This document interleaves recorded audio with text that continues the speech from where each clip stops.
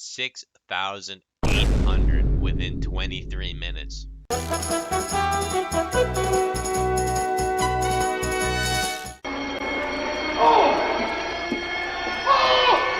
Epoch. Okay everyone, while making this video on my way home, I almost had it done, but I had to step out for a bit. And as I was driving home, I checked my phone while I was driving and drinking a couple beer, and lo and behold, I saw an update from the lead of Project Epoch. So he is basically saying that this kind of plays into the video, because the video was talking about how this server is going to have probably 20 or 30k if you keep watching. Scroll along, it'll play after this emergency update. This is an emergency update, guys, but basically now they're allegedly, well, it's not alleged, they're saying they're doing it. So they're releasing a server called Gurobashi, which is 1x PvP, no cross faction, and then the standard Kazan server, which is the PvE war mode we've been talking about. And now it seems like this has stirred up controversy in the general chat. People are not happy about this. Some people are. I'm not really sure what I think. Well, I kind of have some opinions, but I think I'll make a separate video talking about the ramifications of this. But for now, I just felt like I mean, this kind of further proves the point of the video. The fact that I was literally making this and then they dropped this. Literally, like, I had the video pretty much done. I just was going to tweak it a little bit after I got home, which is now at 9 o'clock. So, yeah. Well, I'll play the rest. Greetings and salutations, gamers. Big Shit here. In high school, my teacher once told me, say it, say you said it, say you said it, you said it. I think it was that, I don't know. Anyway, so that's what I'll be doing. This video presented to you by Big Shit Productions will be discussing the recent developments regarding Project Epoch's launch.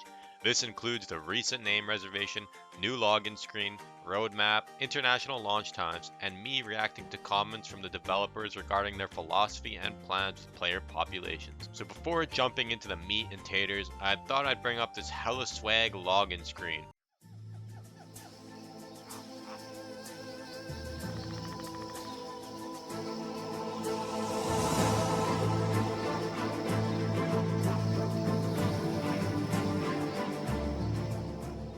It was very kind of the devs to add this, considering this will be 90% of your gameplay experience on Saturday. Well played to these devs. Also, here's a nice graphic for your viewing pleasure to see the launch time in your local region. Pause the video and take a look so you don't miss the launch. And also, while you're at it, subscribe.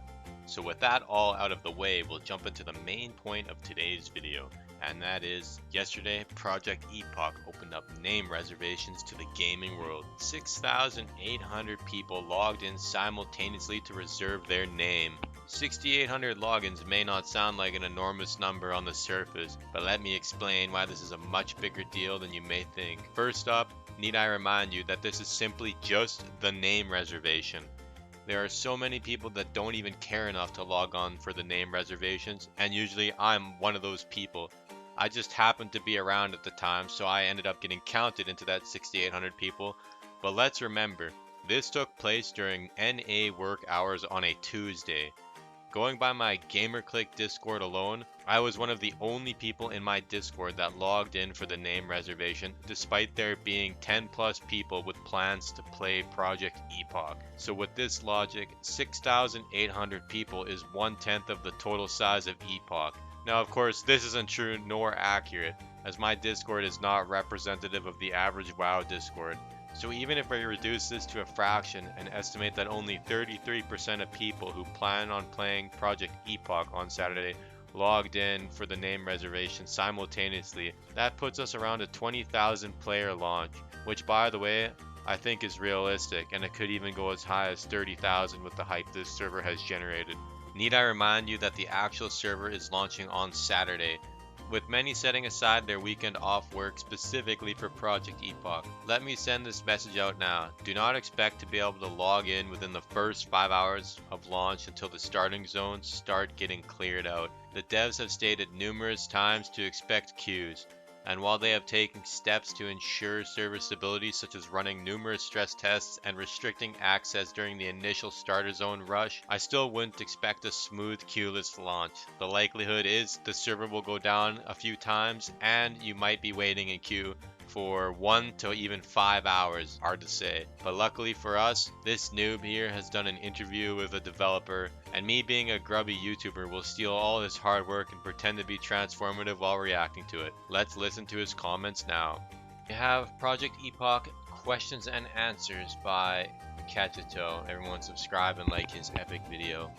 Do you have an idea based on the data what the player cap will be now, or is that still something you need to figure out? It's variable.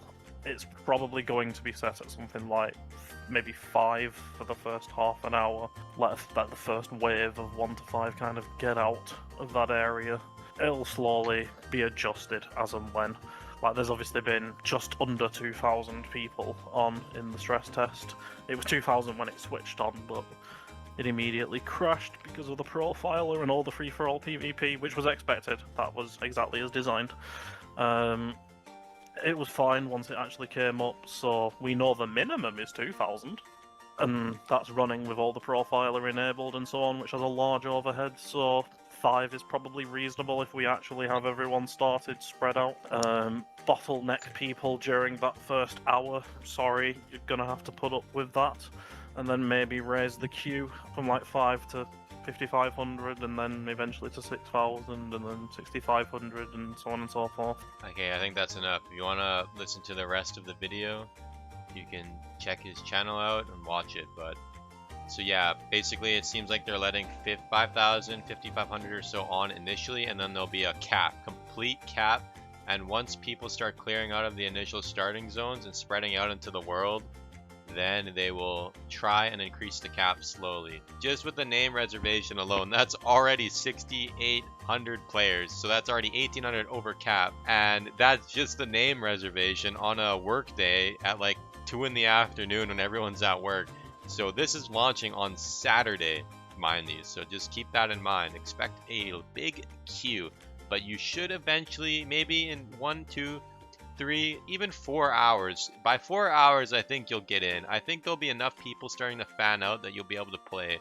If you're gonna have like a baby fit because you can't play, then I'm sorry, but like I don't know what to tell you. It's pretty obvious what's gonna happen.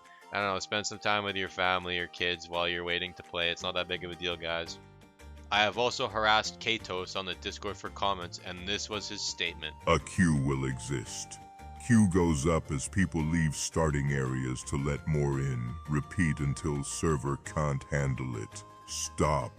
Now finally, we can take a look at the roadmap. So we'll be launching on the 26th of July, and we'll be starting out with Molten Core and Onyxia's Lair.